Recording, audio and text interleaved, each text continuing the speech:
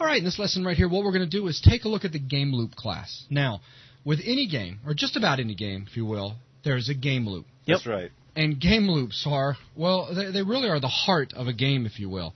Not necessarily the brain, but the heart. I mean, both of those elements are very important. Oh, yeah. Now, without our heart, though, we stop functioning. Yep. That's right. That's just all there is to it. So without our game loop, our game will simply stop. Well, We'll never without even it, start. it'll never start. It'll never start. Good Right. point. So anyways, this game loop is very much like a heart, if you will. Yes, it is. And its job, like our heart, how it's just constantly pumping very vital fluids throughout our body, if you will. Important red stuff. Yeah, the game loop is kind of pumping in a sense as well. It's constantly looping where it's looking for specific things to take place, and it's taking care of updating stuff as well. Right. Of course, what is it looking for in regards to information? Well, it's looking for input from the user. That's right. So have you hit a key? Have you said to fire something or to move your character? And then what else is it responsible for? Well, it needs to update your screen because, obviously you're seeing little monsters run around, running in the walls if they're dumb, whatever it may be. Yeah. But this information needs to be updated because until it's displayed to you, it's just numbers. It's going on in memory, and that's it. That's right. So it's basically in charge of this refresh, and then from there that starts to trickle off, if you will, into all of the other brain elements in regards to some basic AI calculations or maybe even advanced AI calculations. Yeah, which is where all the classes that we'll create in the later lessons. So exactly. So we can say processing. that those are going to become our vital organs, including the brain, if you will. That's But we need to start with a heart. Got to have that. Oh yeah. Okay. You gotta have heart. You got to have heart. You gotta have a heart. So where's yours go? yeah, whatever. I'm functioning without one. So we've got Visual Studio open right now with no project, no nothing. We want you guys to see this entire thing from start to finish. Mm-hmm. How cool is that? So the first thing we need to do is go ahead and get a project started. All right, so let's go up to File, New, Project. And we'll select a Win32 console project. And we'll name this Evil Monkeys. And Dan, why a Win32 console project? Well, since our game is only focused on alphanumeric output and input, we don't need to have a Windows application. No, we don't. So all we need is what I would consider the DOS prompt, the DOS shell, the old and style. representing the students out there, this won't cause a problem later if I'm wanting to port this to the GBA like you guys have done. No, because we've designed it in such a way that it's easy to plug new components in or replace the old components, and you'll have portability to a different system. Very nice. Okay, so continue. So let's press OK. Now, just set a few application settings here. Look for the checkbox, Make Game. Well, where? Oh, no, it's just behind that dialog box. Yeah. Oh, well. It's an Easter egg. It's a special hidden Special link. button. That's coming out in a few years from now. Yeah, oh well. Well, anyway, we have our application type. We'll select console application, and we'll have an empty project. Yeah. Start afresh. Let's press finish. All right. So now we have a complete empty slate. We do not have no source files, no headers, nothing. First, we need to create our main source file. So inside of here, CPP file, we'll call this main. And this is just a convention that you'll probably find a lot of programmers doing. Yeah. It contains the main function. Yeah. Which is essentially the start of any C application. Absolutely. That's And if you put it in a file called main.cpp, it just makes sense. you'll find it real easy. Yeah. In fact, you'll find it quickly. So we'll just say int main, and inside of here, you know what? We'll just say return 0. Oh, I'm so excited. Yeah, That I is know. the best game ever made. And it's valid. Yes, it is. I mean, if we try to compile this, it's happy. So we've made a game, and that No, concludes but the VTM. Just wait, did you run it? No, I'll run it. Ding. Oh, Ooh. yes. The press any key to continue Oh, game. fancy. Oh, yeah. Yeah, All right. There you go. So now we have that. Now what we want to do is create our game class. Yes. So what we need to do is go to our header files Yeah. here. Now, this is just a reminder. Yes. Remember in the last lesson where we took a look at project management. All right. With project management, it's good to break everything up. So now we're going to have our game. So we can go in there and create the header file, then the CPP file. Yeah, Yeah. but since we're going to call it the game class, Right. we're just going to put in game. Game. Oh, yeah. Sounds good to me. So under header files, we want to create our header first. Yes. So we can go right-click, add, new item. Under our header file, we'll just call this game. The nice part about making your header file first is that you'll know what functionality you need to create inside of your CPP file. Right. So inside of here, let's go ahead and start defining our game class. First, we can say class game. Oh, right? wait. You missed something. Yes, we'll include that in a second. Oh, okay. I'm just thinking for everybody out there, the first step I always do is do the define, the NDEF, the because define, like you said in the last lesson, it's a rule. It's a rule. It's a rule. Right. So I'll put it in here just to make Dan happy. Thanks, Joel. If not defined, game _ age, then we're going to go ahead and define it. And then at the end, what do we put, Buzz? Well, we probably need to end off our if, would be my guess. So, and if. He caught the student not paying attention. He was doing something else. Was I right? Yes. It's just a lucky guess. Whew. Okay, so inside of here, there's, as we just said in the last lesson, last lesson, we have our public, our protected. Yeah, exactly. Blah, blah, blah, blah, blah. We want functionality that is available to everyone. Everyone. Who makes an instance of this class. And basically, we want to say, start running. That's right. So basically, get our heart pumping. So inside of here, we're going to have a bool. So it's going to return a true or false statement, whether it worked or not, right? Yes. And we're going to call this run. And we don't need to pass it anything. No, it's going to be a void function. Right, because the game controls everything. We don't need to pass it anything. Yeah, there's no parameters that... Yep. That we need. And actually, the run function, when we get inside this function, we're not going to get out of the function until the game is over. Yeah, so really... It's good. Yeah. I don't have a better way to say that. Yeah. I mean, either the game will run, or it won't. Yep. Well, if you don't have a heart, you just don't function. Yeah, that's right. So another thing we need is two other protected functions that are sort of private to us, right? Okay. So let's define these as well. So under the protected section, we're going to define bool get input. And this is going to be how we poll to see if someone has pressed a key on the keyboard. That's right. And if we get a key press, it'll return true. Right. If there is no key press, it'll return false. And if it does return true, it will put the character that was pressed inside of C. Okay.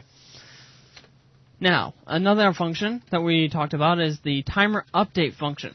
So this is going to be called constantly to control the timing of our application and make it go at like 30 frames a second or whatever we want. And it's also going to be the place where we put our actual game code. That's right. When we start defining our classes that will come down the road. Right, like level update or something. Yeah. So inside of here, this is going to pass void. Timer update knows what it needs to do. We don't need to pass it anything. So, for now, that's good. Okay, so we're going to... Now define the source for this guy. Yeah. So inside of our source files here, we're going to go to add, new item, and we're going to create a C++ file, and this guy's going to be called game. So now we have game.cpp. Okay. Isn't this nice? So the first thing we need to do, as a rule, is include our header file. So include game.h. And again, that's because we need to know inside of this CPP file about this class. About the class. Yeah. That's right. We need the template. So the first thing that we're going to do is which one? The game run. Game run. Because that's the thing that we're going to be calling from our main.cpp file. So it only makes sense to do this guy first. So inside of here, this is going to, we don't need to pass it anything like we said before. So inside of here, what do we need to do? Well, what we want is for it to say, while... Oh, there's a loop. This is going to be a loop. While key, which is the current key that was pressed, does not equal Q loop. So what's key? Key is basically what's inside of the loop. We're going to update key value, the variable key, to show what variable was just pressed. So where does key come from? Character type? Yes. So on top of here, we need to define our character. Okay. Character key equals, and for starters, let's initialize it to say space. Okay. So inside of here, we can initialize it to space. We're going to be doing that just to avoid a compiler warning. Right. Or error that pops up. Yeah, an error. It's not necessarily... You could get away without defining it because... Well, actually, no, you couldn't. No, you can't get away. My bad. Please continue, Joel. So while key does not equal quit. So this loop is going to be running and running and running until the game stops, right? Yeah. So if we were to call that... If we were to set this up in main right now... So actually, why don't we do that? Go back to main.cpp. And inside of here, we need to define our class, right? Okay. So create an instance of our class. So game, and what can we call this? Well, we could call it game, I suppose. Yeah, we could just call it game. But it's not spelled, it's not the same. Yeah, it's not the same, and can we see it? Let's say game heart. Okay. But we have a problem here, don't we? Yeah, because we're cut off. Yes, we're cut off from the rest of the program. We don't know where the header file is. We don't know what game is. Right. We need to include something. Yeah, I would guess so. So include game.h. Dink. So that should work. Let's try to build this guy. Dink. Error. Game run must return a value. That's because we defined it as bool. Right. So we're just going to say return true. It's going to work. It doesn't matter if it does or doesn't. It's going to work. It's just going to. So we compile this guy. It links. It's happy. But it's not going to call this guy yet because all we did is say game heart. We declared an instance of it, but we don't call the run function. Yeah, because we actually have to specifically call it. So under game heart, you can call it whatever you want, .run.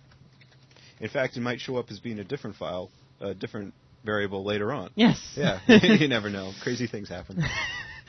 So let's compile this guy. So that looks good. It runs. Let's run this guy. And it doesn't say press any key to continue. And I could type anything on the keyboard right now, and nothing's going to happen. He is typing anything on the keyboard. Yeah, he is. Yes. But hit Q. But hit Q. Nothing's going to happen. Oh, because we haven't figured out how to pull information. Yeah, we haven't actually pulled for it. That's right. That's right. All right. So let's exit out of this guy. Go back to our game.c. Isn't this nice having the separate files? It's so clean. Oh, yeah. Project management. By the way, this type of loop in general, if you can't get out of it, that's called an infinite loop. And it's bad programming practice. Mega bad. But if we can control it, it's good programming practice. Yup. So inside of here, what we want to do is update the key variable.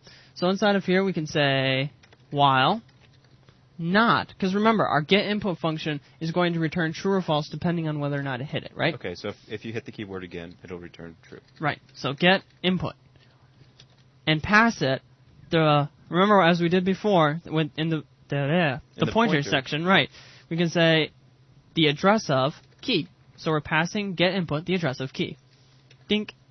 So inside of here, what do we want to do? We need to call timer update, right? Okay. But for now, it's not created yet, right? So we're just going to create an empty loop. Does that sound cool? Yep. So we'll get the get input functionality in place first. And then we'll go back and add in the game. That's right. So now we need to define this get input function. So, how do we do this? Very simple. Bool, game, : get input. We know it's a pointer to a character C. That's great. Now, this is kind of interesting. There's a function that you can call inside of C++ called kbhit. Okay. It's in which header file, Dan? Ooh, geez, con.io? Yes, nice. So we say if kbhit, and you'll notice it does recognize it. If kbhit, what this means is if we hit a key, then it's going to get inside of this loop, right? Mm-hmm. So what do? We say $C equals, which is what was passed to us, get ch, which just says get the character that was just pressed, right? This is kind of an old school way to do things. Yeah, this is something that I'm fairly familiar with. Yeah. Because this is the way that back in the olden days. Which really wasn't that long ago. Yeah, it was. No, not really. This was pretty much the only way to do it, unless you wanted to get into some really low-level programming. Yeah. So this is fine for our purposes. So we'll just say that's cool, and then we return true because a key was hit, right? That's true. If it didn't hit, what do we want to do? Return false. Simple enough. Do we have to include any headers? Actually, yes, we do. If we try to compile this guy, KB hit, identifier not found. And get CH. And get CH, identifier not found. So what do we need to do? Include conio.h. And compile this. Everything's happy. Very nice. Hey. That's con.io is just a C header from back in the day. Yeah. Which was for console input and output. It contains all sorts of useful functions that you can use for that stuff. Look it up in your help file. Look it up in your help file. You sound like an advertisement. So, with that set up, now it's going to exit out of this loop if it returns true, right? Okay, so we sort of have two loops going on. Yes, we do. One will loop until the game is ended. Yes, until the game ends. So it'll enter this loop, then it'll enter into the second loop, which will keep looping until a key is pressed. And then you'll exit that loop, but you'll loop back again because you're in the big loop. Unless you press the character Q key. Whew, a lot of information to get across here. So let's press Control F5 just to run this guy. How's your heart doing? The pain. So now, of course, we are still running the program in the background. If we press Q, dink, we've exited out. Press any key to continue. Actually, just for our sakes, we can put a C out here that just says... Here's what you pressed. End of the game. I mean outside of this loop. Okay, I got you. And then outside of here, we can actually say cout. Here's what you pressed. He's going to do that. Here's what you... There's going to be a problem. Oh, I can see it right now. And everyone else will see it very, very soon. So, let's try to compile this. Oh my gosh, it didn't work. I wonder why. Cout. Yes. So we're going to include IOStream. A few people do not know how to do this yet. Yeah, and the namespace stuff. Yeah, then I'm going to be very disappointed. No, don't be disappointed. I'm disappointed. All right, so if we press Control F5, nothing happens. We press J. Ha, here's what you pressed. J. K. Ding, ding, ding, ding, ding, ding, ding. Oh, no, don't want to do that. So inside of here, if we press Q, here's what you pressed. Q. End of game. Hey. So now we have polling data. Yep, now we have... And it's really that simple. Yes, it is. It is that simple. So the next thing we need to do is create our timer update function, right? Because what we're going to do now is control the rate at which our loops execute. Right, because right now, it's running extremely fast. It is running, although we can't see it. We can't see it. Extremely is an understatement. You know what? I'm going to just... Uh-oh. Oh, jeez. So let's see out. Just I haven't pressed anything yet. This will be great. All right, so if I run this guy... Yeah, let's see if you can... Let's see if you can hit a key, and we can see it. Dink. Not Q. Oh, my bad. Dink. Look at that. Oh, jeez. And it all depends because we're recording at like 10 frames per second. Yeah, if you hold it down, you can still kind of see. Yeah. This is what Dan had mentioned earlier about the game being over in a fraction of a second. Mm-hmm. If we don't come in here and set it up so that we can control exactly how fast this loop's running. Right. The AI would just come and we're dead. Before you can even hit a key. Yep. So let's get rid of this because I don't like it. It was funny. It was funny. Inside of here, what we're going to do is call timer update inside of the inside loop, right? Dink, timer update. So we need to define our timer update function. So we can come down here. Game. If anyone wants to add anything, please do. No, I'm good. Joel is typing. Elevator music. Okay. So inside of here, what do we want to do? Well, currently, we don't really want to do anything, right? Currently we don't have anything to do. We don't have like our level, we don't have our character, we don't have anything to draw. We don't have the draw engine yet. Right. So there isn't really anything to do. But I do want to show you guys how to limit it. So first... When you say limit it... we slow it down. Right now, we're probably getting 5 billion frames per second. Yeah. Actually, I'm going to prove it. Okay. All right. Okay. Continue. But we want 30 frames per second. Yeah, we want 30 frames. That's all I was That's all you're going to make this seem like it's a much slower computer. Yeah. Exactly. Back when video games were first coming out for the PCs. Back in the day. Back in my day. Typically, what you had was a very slow processor. Yeah. So you didn't have to worry about it too much. Limiting the speed. Right. And if you were to take a program that was made back in 1980... Exactly, and run it today... You won't be able to play it. Exactly, because you'll be able to tell that they didn't care about the speed. That's right. So inside of our game.h, I'm going to set up a few variables that we're going to be able to use. And I'll just set these guys up as private, because only no one else is going to use know it. About them. We're going to say frame count. Basically, frame count is going to say every time we enter into the timer update, that's going to be 1 frame. So that means we're going to be updating 1 time, right? Okay. Then we have another double that's going to be start time. So the very first second that the program started, when it started.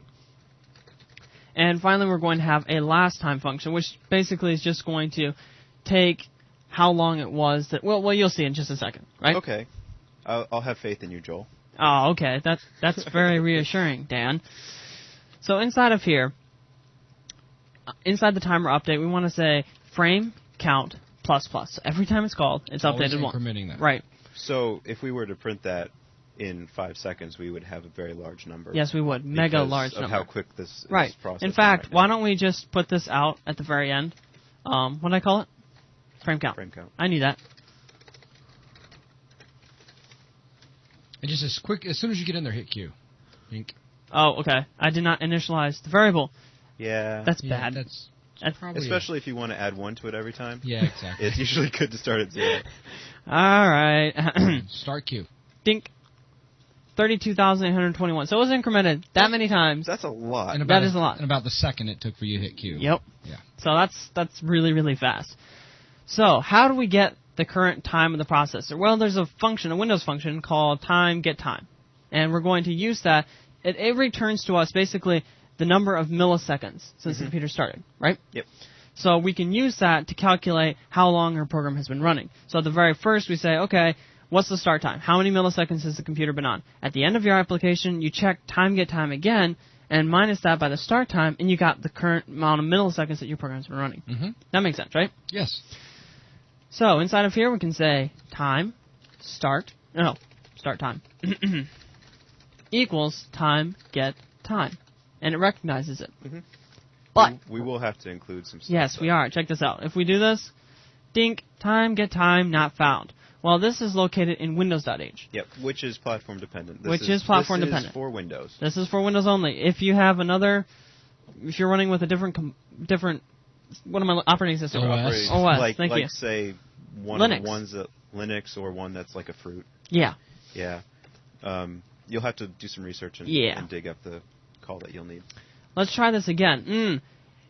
Reference not found for time get time. Yeah. That's because we need to reference another library that our current project does not have. Don't worry too much about this, but what you need to do is go over to our project here, right-click, and go to Properties. Or you can go to File Menu Project, Properties. Dink, and it brings up the properties for your Evil Monkeys project. Okay. Representing the student union out there, you've just blown my mind. We're in here coding. Life has been good up to this point.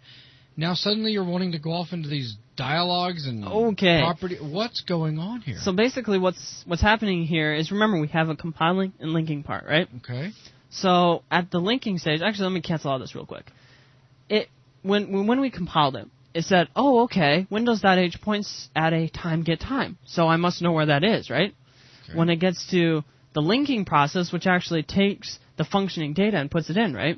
It says, whoa, where's time get time? And then it'll I don't search know where through it is. all of our source code and say, you didn't define it. There's no time get time.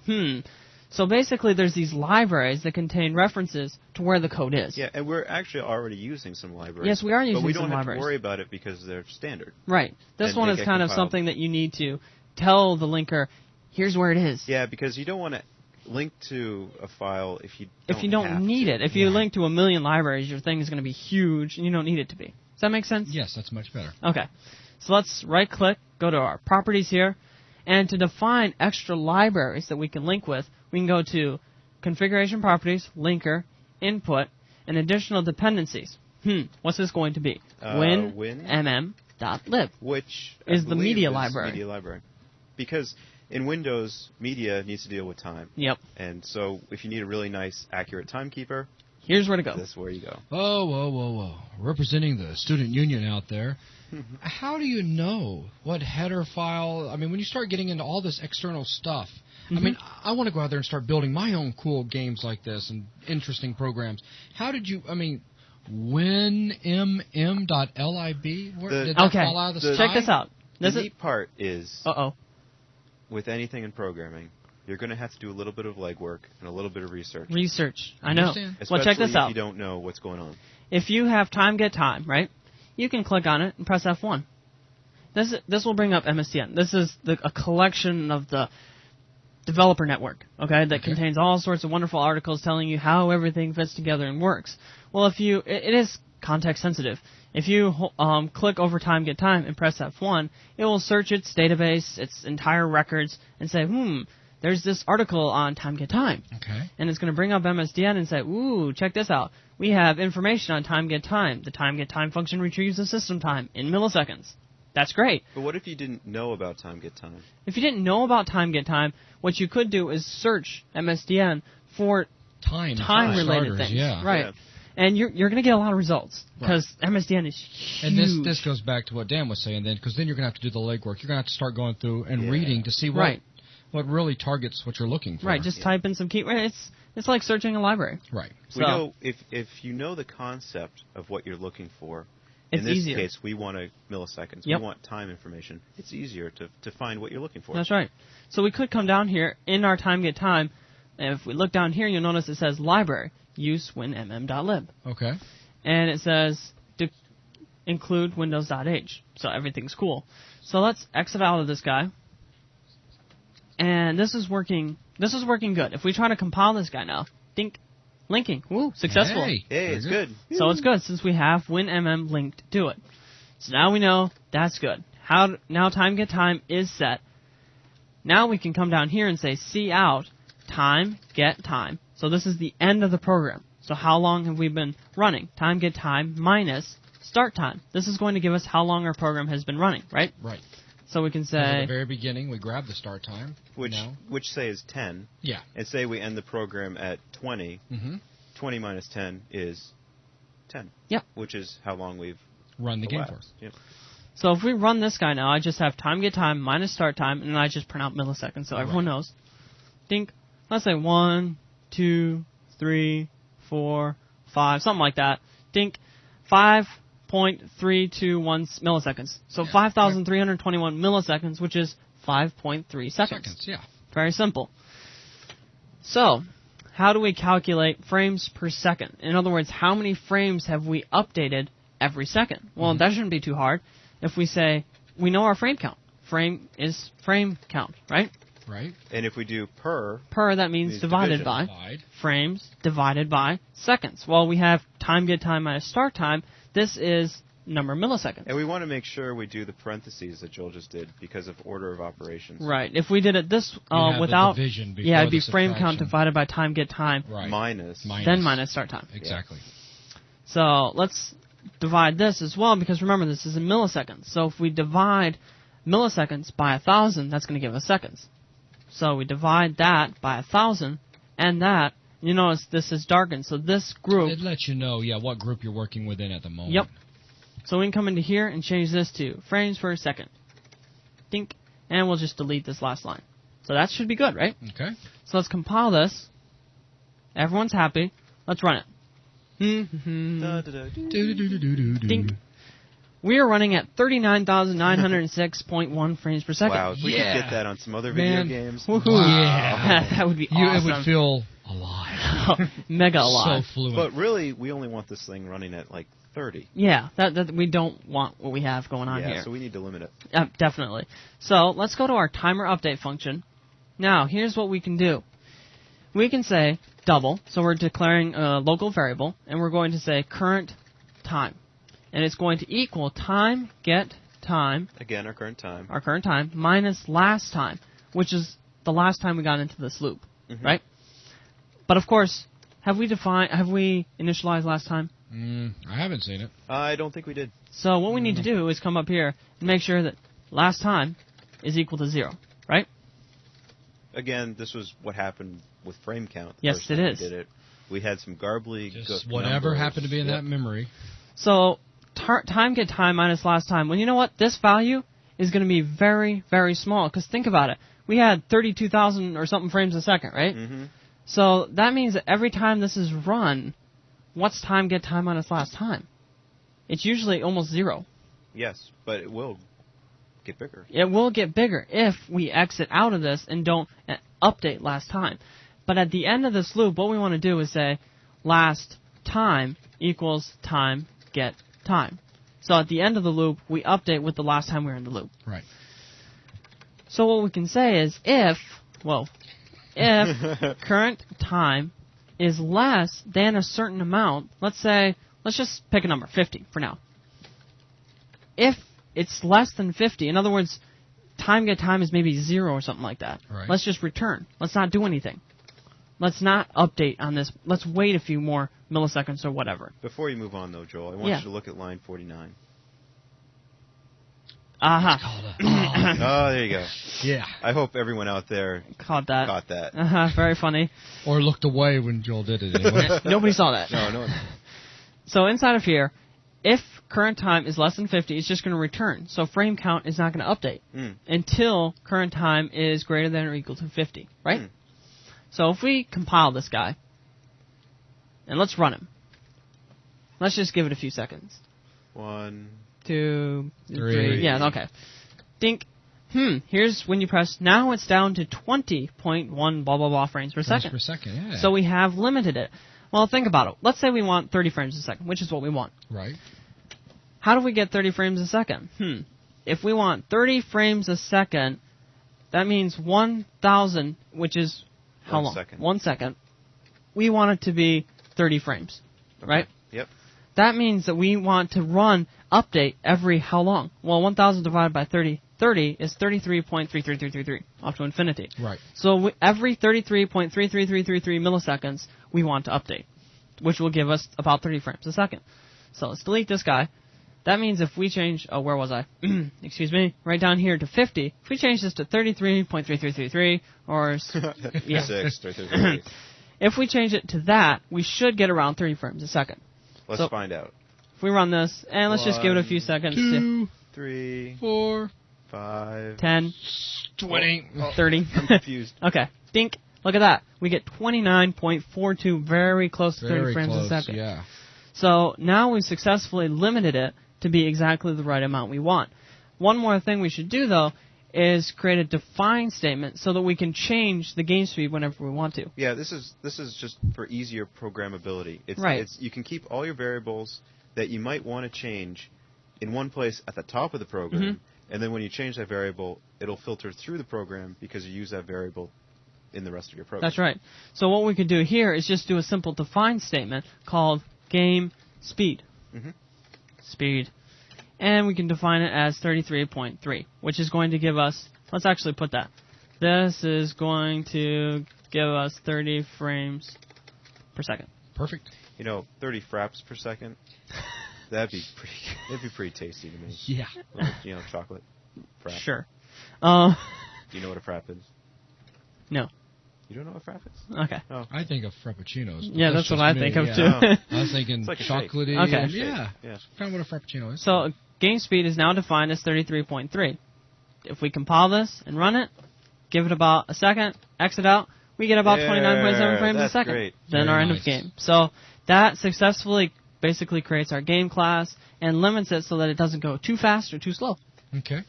Now let's do a recap. Okay. Because there's a lot of things that you went through. Basically, you've made a total of 3 different files throughout this lesson. Yep. We did the main.cpp, and it was explained earlier that it's pretty common. Yep. It's a convention. It is very common. Because that's where you're going to find your main function. Okay. And then we define both the header and the CPP file for game, which, as explained at the very beginning of this lesson, is the heart and soul of our whole game beast, if you will. Without it, well, the game just doesn't function, doesn't run, doesn't go, no playing. Period. Yep. And the whole idea of the game was to provide the game loop, again, found in most all games. That's right. And the looping, in the end, is going to be doing 2 things if we wanted to make it as simple as possible. Yeah. Looking for input from a user so that we can then work upon that. Right. And updating our screen. And we've now got it set up so we can take input from the user. Now, to make it a little bit more involved, we've also used game to control the speed of which our game loop's going to run. Which is very important. Which is critical these days, as computers have gotten so fast that without that, you guys already saw that we were running thousands of frames per second, which means that all of our little creatures and everything would be able to run around so fast and get you before you could even recognize what was going on the screen. They would let alone make it to a key. You get the press the key to continue. Exactly. Game over. Game over. Yep. And with that really starts us out with a base foundation for our game. So that's going to wrap up this lesson. Thanks a lot, everyone.